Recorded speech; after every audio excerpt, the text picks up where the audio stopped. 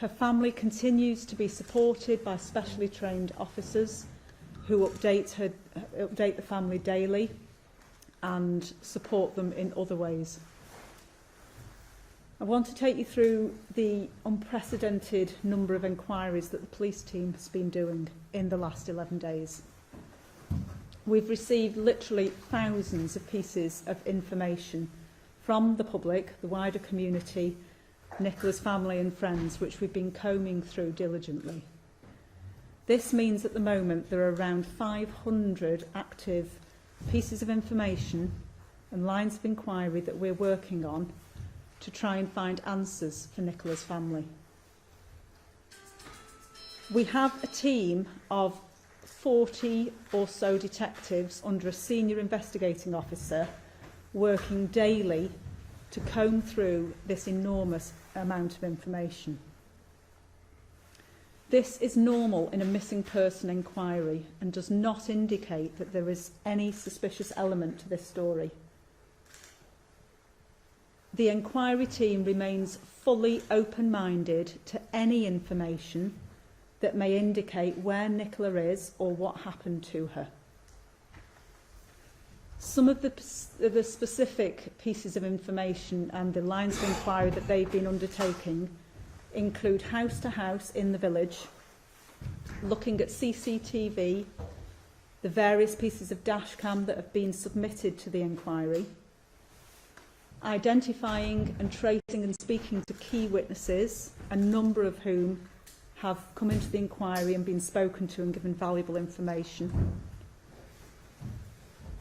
Digital and telephony, this includes Nicola's Fitbit and her mobile phone, which has been fully examined. And we've now identified around 700 vehicles that drove through the village on that morning, on the 27th of January at around 9:10, 9:15. And we're in the process of speaking to all of those drivers to try and find out if they have any dash cam footage, what they saw on that day, or anything else that may be of value to the police inquiry. We remain very grateful to all of our partners and the wider community for the help they've given. In particular, and I've mentioned some of these in the past, this includes His Majesty's Coast Guard, Lancashire Fire and Rescue, Lancaster Area and Bowland Mountain Rescue, other forces and national experts in different fields, as well as the Specialist Group International, or SGI, who have offered their assistance to the family free of charge and have been working under the direction of our local police search teams to help us. Our work around the search of the river and the riverbank continues, and this includes many pieces of different technical equipment, including sonar, pole cameras, drones, underwater drones, and so on, as well as specialist dogs. As I said on Friday, the river is a complex area to search. It's not a still water, it's a fast-flowing, moving water that is tidal in parts. And as acknowledged by some of the many national search advisors and experts that we've been consulting throughout, this makes it particularly complex. We have already discounted particular areas of the river, but as they are tidal, we have researched them to ensure that nothing has been washed back into those search areas. This is why you may see some areas already searched being researched for no other reason than it is tidal. We have 6 people searching the riverbanks every day. These are specially trained search officers who are very experienced both in missing people inquiries and in other inquiries, who are systematically and methodically searching the riverbank and the open ground. We also have a number of divers from the Regional Underwater Search Unit and they are working with SGI and the other partners that I have mentioned to search the river itself. Throughout this investigation, as I've said, we remain fully open to any information that is credible and factual to try and trace Nicola and bring answers for her family. But it does remain our belief that Nicola sadly fell into the river and that this is a missing person inquiry. And it is important to stress that any information that comes in that indicates otherwise is being checked out all the time and negated as each inquiry comes up. We're not closed in any way to any particular line of inquiry, and we remain genuinely open to that. All these extensive inquiries, however, have so far not found anything of note. Any indications of physical objects in the river, such as natural debris, trees and the like, have been already identified by the original divers and discounted. So further sightings of that debris are only items that we already knew were on the riverbed or in the riverbank.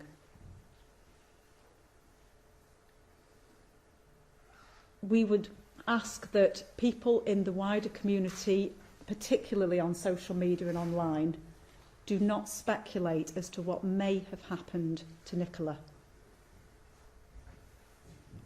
This is particularly hurtful to her family, to her children, to her partner Paul, her parents, her sister and her friends.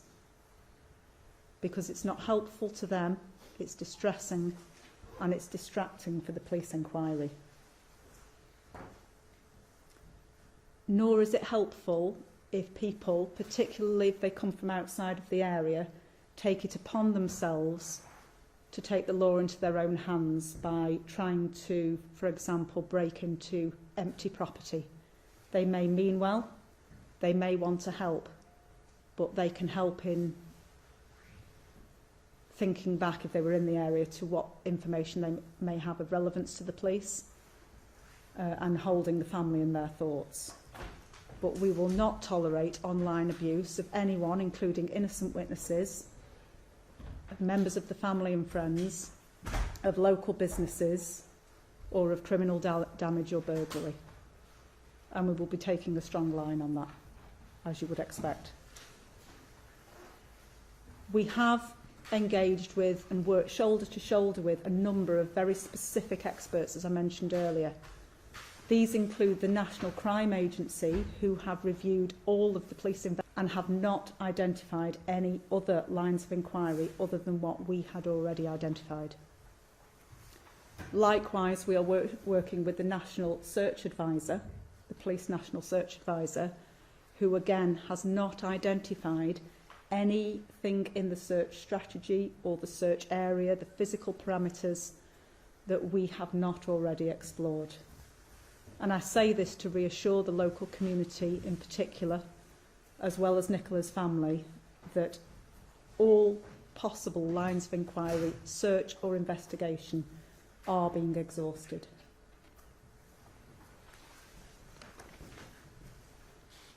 I'm just going to reiterate for those who may not have caught some of the earlier detail, some of the key elements of this case that may jog somebody's memory if they were about on Friday morning, the 27th of January.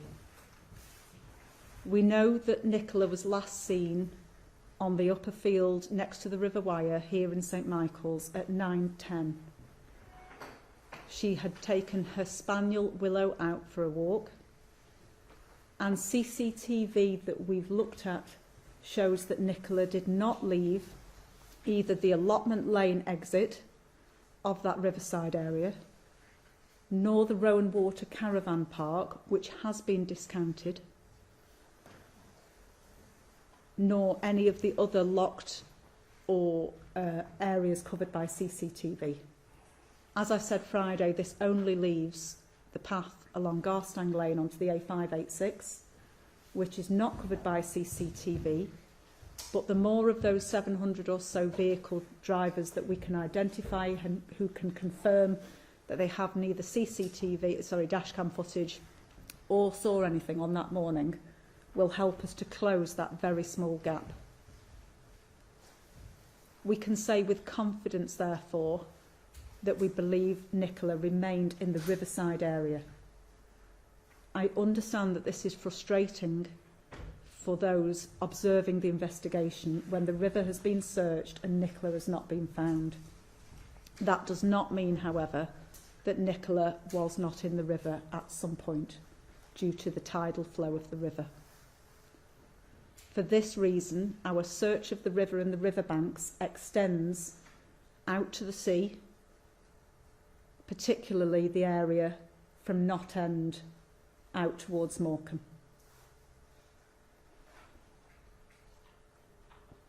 So we continue to appeal for drivers on that morning, and I will remind people of Nicola's description, the clothing that she was wearing, and her movements on that day. Nicola is a white lady, 5'3", with shoulder-length brown hair. She speaks with an Essex accent. She was last seen wearing a knee-length black gilet jacket and underneath an Engelbert Strauss black long-sleeve jacket to the waist. She was wearing black jeans, long green walking socks tucked into her jeans, and green ankle-length wellies. She has her hair tied in a ponytail and was wearing a pale blue Fitbit. I have a small number of detail extra to the timeline that I provided on Friday that fills in some of the gaps on the morning that Nicola disappeared. They include that at 8:26 a.m, Nicola left her home address with her children, and I know there's been CCTV images from her from her doorbell footage, that have been released, that may jog someone's memory. At 8:40, Nicola dropped her children off at school here in St Michael's. At 8:43, she was seen on the river path towards the gate and the bench on the lower field. At 8:47, someone who knows Nicola saw her walking along the lower field with her dog, and the two dogs briefly interacted together. At 8:53, she sent an email to her boss. At 8:59, she sent a message to a friend. At 9:01, she logged onto a Teams call. And at 9:10, we have the last confirmed sighting of Nicola on the upper field walking her dog. We know from telephony work that her phone was located on the bench at 9:20. At 9:30, the Teams call ended, but Nicola's phone stayed logged in. And at 9:33, approximately, her phone and her dog were found by another witness who doesn't know her. I would ask people to dig back into their memory 11 days ago to that morning and to phone us on 101, or if there's a sighting of Nicola, on 999, or I do now have an email address for direct contact into the investigation room for us to receive email. Details of this are published on our website. It is Nicola Bulley, spelt E-Y, investigation, all one word, Nicola Bulley investigation at lancashire.police.uk. Nicola Bulley investigation at lancashire.police.uk. I just want to end by holding Nicola's family in our thoughts. This is an agonising time for them, particularly her two little girls who are only 6 and 9. It's very, very distressing for them not to have found Nicola, and to ask everyone to remain constructive, cooperative with the inquiry, not to do anything that would thwart us and hold us back from trying to find Nicola as quickly as possible. To remain respectful to each other in the search, that's including the inquiry team and the local people for whom this is also very difficult. This is a tight-knit community of people who have come out in force, as have our partners, and I would thank them again very much for their work so far. Thank you. I'm happy to take questions. I'll go with the questions on TV. Last night, your independent expert, Peter Falding, told our channel that he did not believe that Nicola was in the water. He said he believes the phone could be a decoy, that there could be third-party involvement. How helpful is that for you when the police is saying its hypothesis is that she somehow fell into the water, and yet you've got part of the team investigating this case basically contradicting it? Well, I thank SGI for the help that they've given to the team. As I said before, our search has not found Nicola in the river, and then a research in parts by SGI found the same. That does not mean, as I said a few minutes ago, that Nicola has not been in the river. And in the light of other enquiries being discounted from the investigation so far, although we are keeping an absolutely open mind to anything new, then clearly our main belief is that Nicola did fall into the river. Clearly, Mr. Falding isn't included within all the investigation detail, any more than the members of the public are that I'm briefing through these sorts of press conferences. So we would ask that we be allowed time to continue with those inquiries and to release to the public only what is relevant for them at that time. Thank you. I'll just take another question. Thank you. Superintendent Riley, it's the 12th day that Nicola Bulley has been missing. Every day concerns will increase, no doubt, for everyone. How confident are you that your team will find Nicola alive? It is 12 days since Nicola's been missing, and clearly a 15-kilometre stretch of the river is a complex, difficult and moving body of water to search. I do believe that we will find Nicola, but the nature is a powerful force, changes our parameters constantly, which is why we are bringing in the number of experts that we have, so that all the best brains and trained people in the country can give us the absolute best chance of finding Nicola. Thank you. Thank you. You mentioned about 700 vehicles that came through. Can you give us some idea of what percentage of 700 vehicles? First of all, can you give us some idea of how many do you think, a number or percentage of 700 vehicles do you identify or been spoken to? Well, I don't have a number for you, but a number of vehicles have already submitted dash cam footage. We know that around that number passed through the village that morning. Clearly not everyone has dash cam footage. So information is coming in literally by the hundreds, if not thousands, almost every day, and therefore it will take us some time to wade through that information. How do you put that out from an exit camera and entry camera at each end of this road? Say again, sorry. Is there something like an exit camera and an entry camera at each end of this road? Well, I'm not going to talk about sort of how that those vehicles have been identified, but suffice to say we have identified them. We are in the process of writing to all of them to ask them to come forward and either confirm or negate whether they have anything that they could help us with. And that's not being done in door-to-door service. You've not been going knocking on Well, clearly not all drivers are local, so we are writing to all those who aren't in the local area, but as I said before, extensive house-to-house has been done. So if they're in the village, they will have been spoken to. Thank you. Helen. You've reiterated today that the hypothesis you're working with is that Nicola fell into the river and didn't leave the riverside. But obviously after the press conference last week, her friends and family were very quick to come back and say actually there's a CCTV camera which is broken, which would have seen a lot of the action of that day. And there's been observations made by other police experts who basically said how can the police at this stage, with the information that's in the public domain that they've read about through newspapers or the rest of it, how can they rule out, foul play? So I just wonder what you would say to those concerns raised by kind of other people who are observing this case externally, but also Nicola's family and friends about, have all of those avenues thoroughly been checked to completely rule out that possibility? As I said before, we will not be conducting all elements of the investigation in the public eye. You would not expect us to. That would not be the normal way things are done anyway.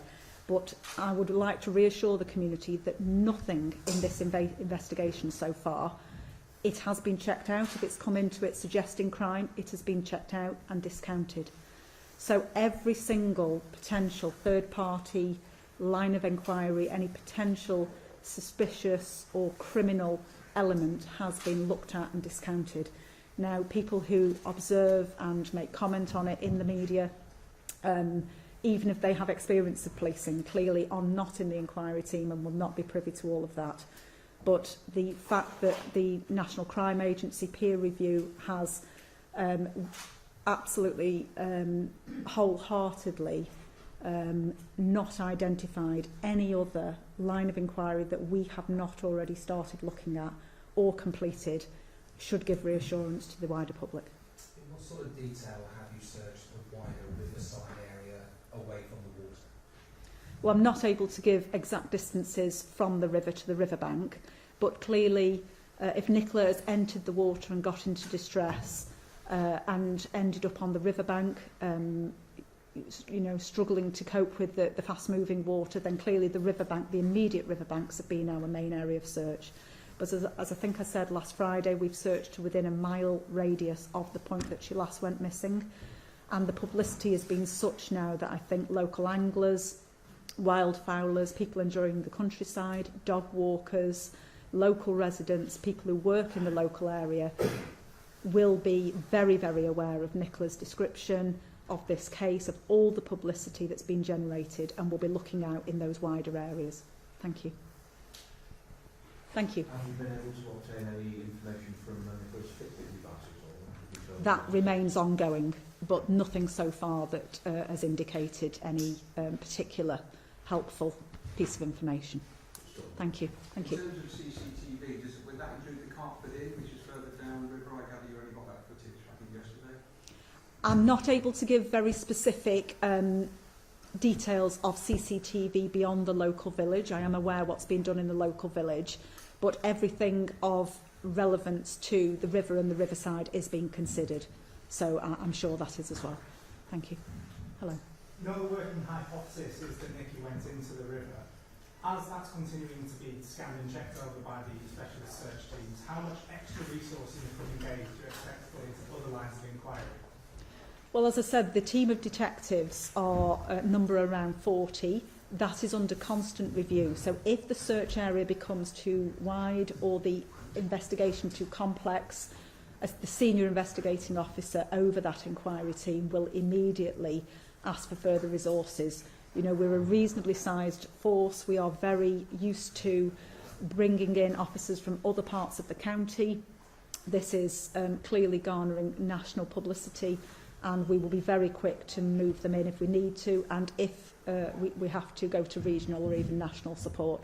We're very open to being led by the facts, to putting whatever is needed to this investigation to it. But I am satisfied with assurances from the senior investigating officer that that she has all of the investigation resources that she needs at this time. Okay, Thank you. I'll just one more, please. I'll just take the gentleman behind you and I'll come back to you, no problem. You mentioned that Amnesty investigators have been trying to break into property. Can you elaborate on that? Well, there are some properties along the riverside which are empty or derelict. Whilst it may be well-intentioned that people think that that could be a line of inquiry, I would ask them to desist from doing that. In some cases it may be criminal if they're breaking in and causing damage or committing a burglary. We have gone into derelict property, including ones on the riverside, any under renovation that are empty, with the permission of those owners and their knowledge. We have searched houses matching that sort of profile on the river bank, including the grounds. Because there is no criminal element yet identified, and we don't expect there to be in this inquiry, then we're not starting to go into houses because that's not where the inquiry is leading us. Thank you. Just like you said, that because nothing had been found in the river, that doesn't mean that Nicola didn't enter the water. In the same ilk, because nobody's seen her leaving this Garston Lane entrance or exit, doesn't mean that she couldn't have. Is there any chance that Nicola could have left by that way, either by herself or with somebody else? Yes, that is a possibility, but that's why we appeal for drivers to come forward to try and close off that avenue, or to at least explain and negate any sightings on that lane. The lane between the riverside on Garstang Lane onto the A586 isn't long.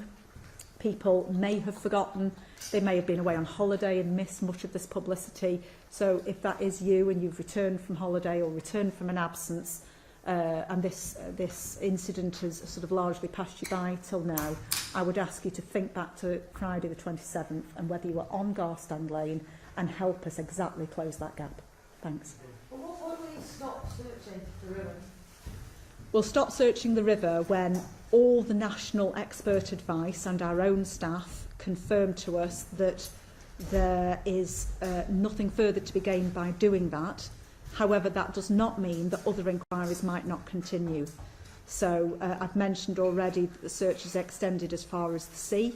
Morecambe Bay, for those who know it, is a very wide bay, and the area from Knott End towards Morecambe is particularly rural. So there will be other elements that will remain being searched. People might not see the river itself being searched, but the inquiry team continues to work really diligently far into the evening every single day to try and close anything else off.